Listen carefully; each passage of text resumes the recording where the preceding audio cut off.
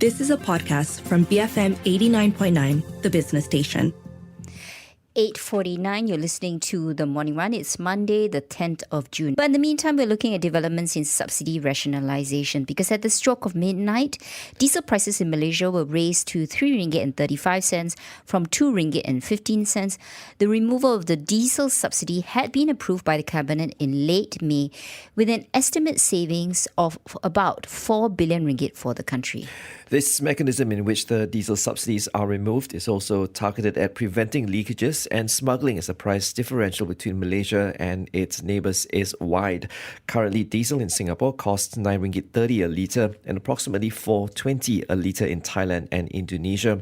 The amount of subsidised diesel also increased sharply from 6.1 billion litres in 2019 to 10.8 billion in 2023, although the number of vehicles using this fuel did not increase significantly. However, 30,000 private diesel-powered vehicle owners will receive RM200 in Budi Bandari cash aid, which apparently covers 80% of the fuel expenses for these individuals.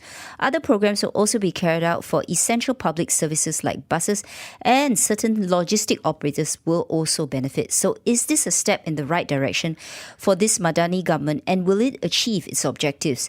For answers, we speak to Carmelo Ferlito, CEO of the Centre for Market Education.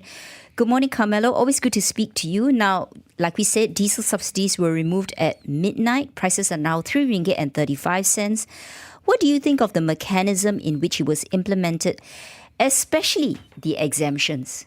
Hi, good morning, and thanks for having me. As we are on the radio, if you allow me to start by quoting the pulp, and common people say we had to start somewhere and we started there. So I tend to agree with this quote. So we have been discussing about subsidy rationalization for a very long time, and it was the moment to start.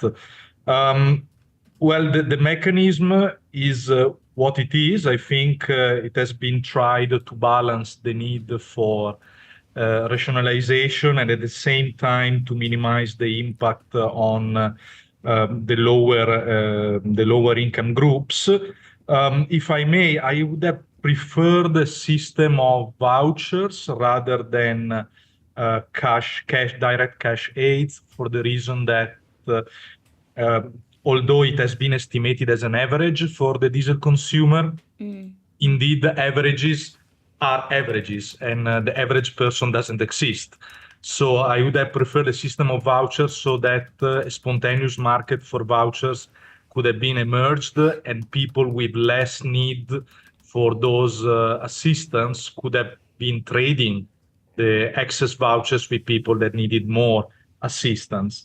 But at least we started somewhere. I think that now is the matter to see how the system works, to fine-tune, so to remain open to adjustments. So I think that it would be important not to consider this system as something that can't be changed and can't be improved. We need to go with a method of trial and error, I believe, and see where we can improve in the future. So, Carmelo, they are expecting savings of about RM4 billion, which I'm guessing is not really that much. How do you think these savings should be used to benefit the people?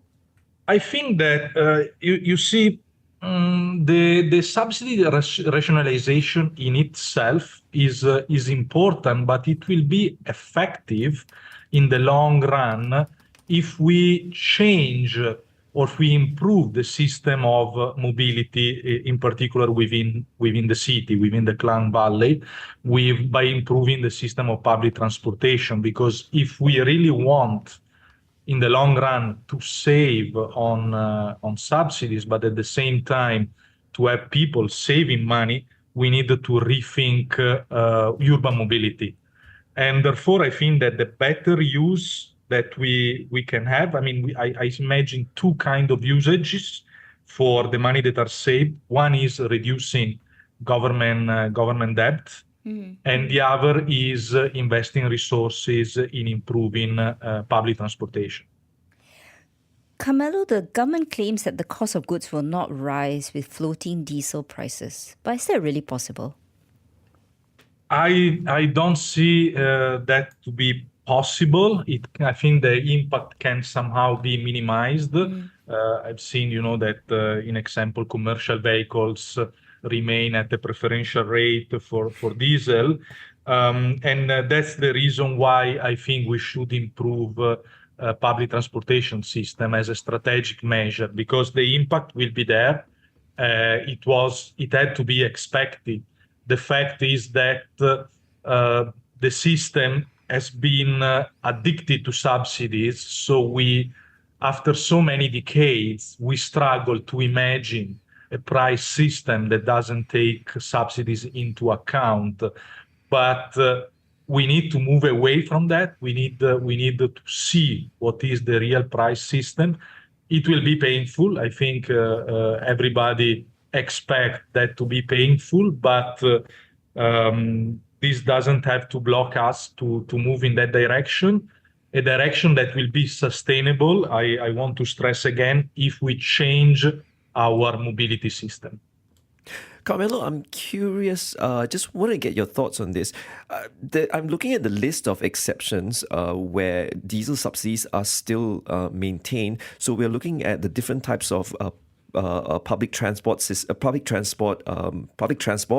well as 13 types of goods vehicles. I mean, who does it affect at the end of the day? The ones that are affected the most are private consumers, and there aren't that many, though. Well, diesel consumption, if I look at the statistics for 2022, were around 35% of our fuel usage.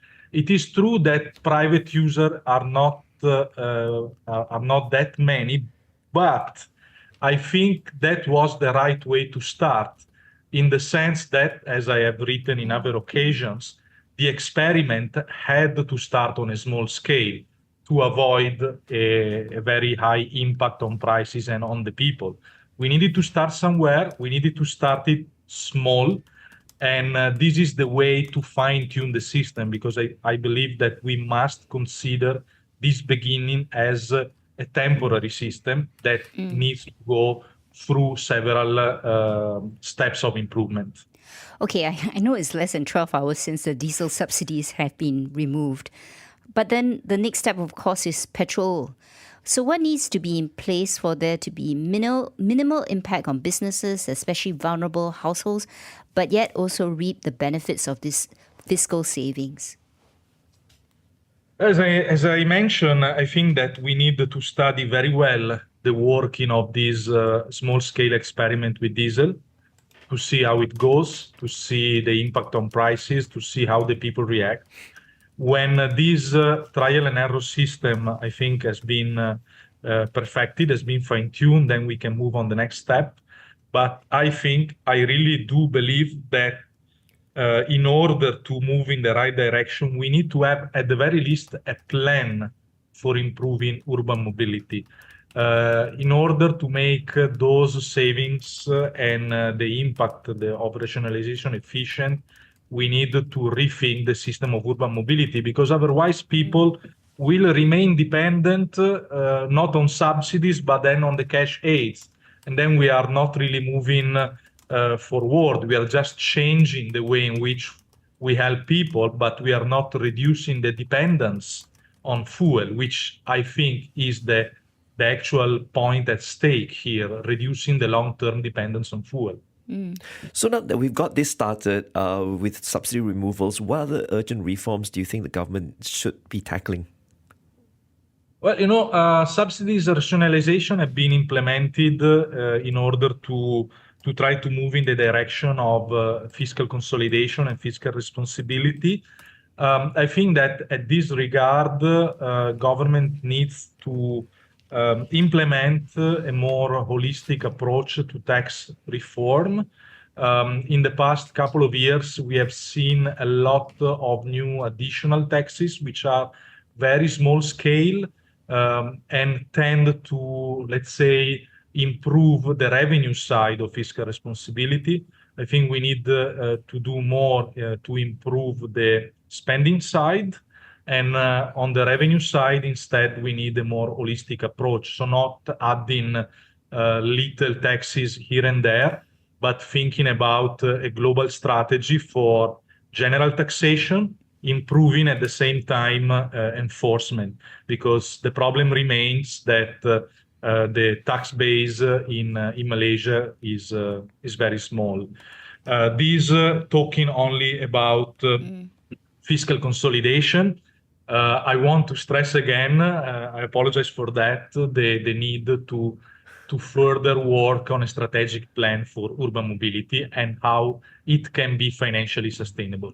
Okay, thank you very much for your time. That was Carmelo Ferlito, CEO of the Centre for Market Education, giving us his views on the recent floating diesel prices now, 3.35 ringgit, and how we really should be considering all the reforms that this Madani government needs to take into consideration. Stay tuned for that, BFM 89.9.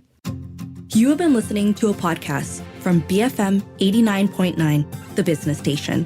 For more stories of the same kind, download the BFM app.